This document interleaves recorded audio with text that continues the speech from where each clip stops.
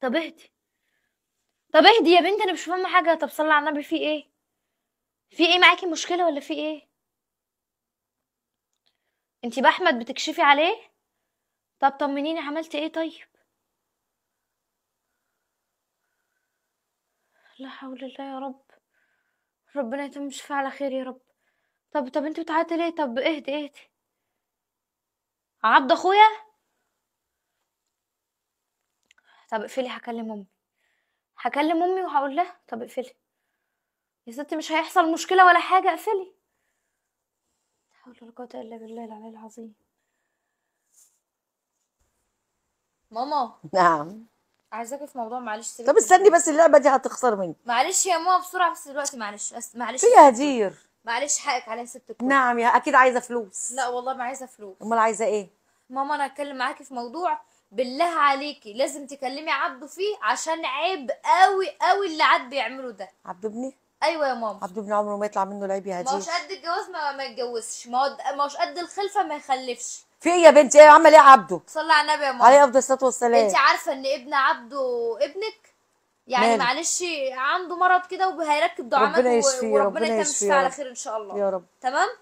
دلوقتي مراته بتكلمني، محتسب الولا عماله من المنصوره للمحله لطنطا لوحدها. لاسكندريه من القاهره مش عارفه ايه، وعماله تعمل الواد اشاعات عشان هيعمل عمليه خلال يومين.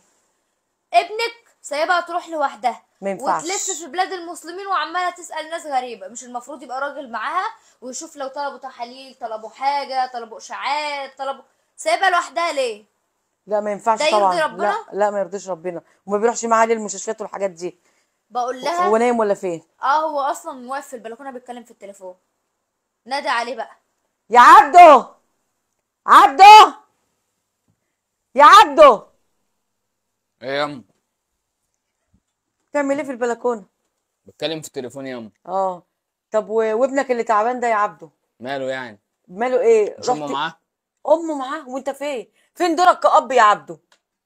فين دورك كأب ان انت تشوف ابنك وتاخده كده وتجري بيه وتلف بيه المستشفيات؟ ما انا هجري بيبي في المستشفيات ولا اشتغل عشان اجيب لهم فلوس؟ ما انت قاعد فاضي اهو. وراك ايه دلوقتي؟ ما انا لسه جاي من الشغل من نص ساعه. تشوف مراتك فين وتشوف ابنك فين. وقت ما يكون في مستشفى ولا في حاجه استاذن من الشغل واجري بابنك. تجري هي من بلد لبلد ليه؟ ما هي حرام في عليك. ما هي في مستشفى في المنصوره دلوقتي. وسايبها في المنصوره وقاعد معانا؟ ما انا كنت في الشغل، ما هي رايحه قبل وانا في يطلع من الشغل. الشغل على ابنك. تطلع من الشغل على ابنك ياما. تطمن على ابنك، ولا انتوا بتخلفوا وترموا؟ بتخلفوا وترموا عيال؟ هي العيال دي جايه كده بلاش كده، ولا جايه من غير تعب؟ ولا انت كلمه بابا دي شويه؟ ايه يا ابني انت فيه ده؟ ده واجب عليك، بس حرام عليها بنت الناس ان هي تاخد الواد وتلف من بلد لبلد لبلد وانت مش موجود معاها، انت مش موجود في حياتها. بس انت قلت اهو، انت عارفه ان انا مش عايز الجوازه دي من الاول.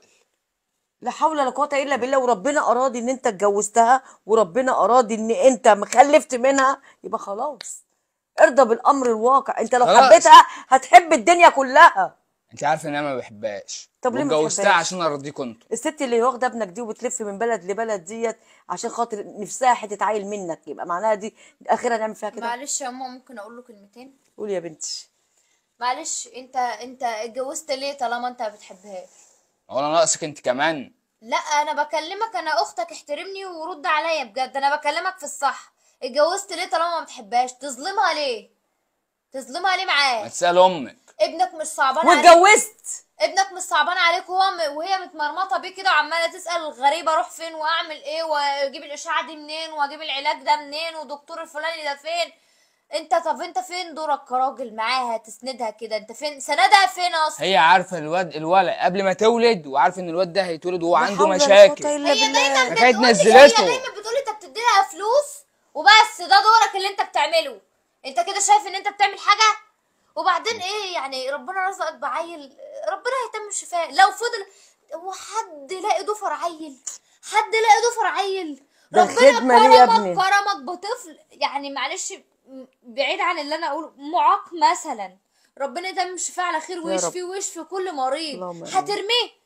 هتقول لربنا لا انت خلقتولي كده ليه؟ استغفر الله العظيم. هتكفر يعني؟ لا مش هكفر. طب امال انت مش مش هكفر. عايز تتظبط ليه مع مراتك وتشوف بيتك وتصلح حياتك كده وحالك يا كده؟ يعني انتوا عايزيني دلوقتي يعني اللي اعمله؟ تقف جنب مراتك وابنك يا عم. حاضر يا ما ست. تسيبهمش يا هقف حبيبي. جنبهم. هقف جنبهم يا اما. حاجه تانية يا اما؟ ربنا يهديك يا ابني. ان شاء الله ربنا يهدينا. ان شاء الله. ان شاء الله. طب الموضوع مش عمليه شغل بس بعد يا اذنك تكلم مراتك دلوقتي وتروح تشوفها فين، تروح معاها، باحترامي لك يا امي. لا يا بنتي، هو ده الصح. بنت الناس ما تتعبش لوحدها. البنت يا ماما وانا بكلمها في التليفون منهارة، بتعيط من قلبها كده ومنهارة بسبب اللي انت ما دام انت بتعمله. قلبك حنين ما رحتش معاها ليه يعني؟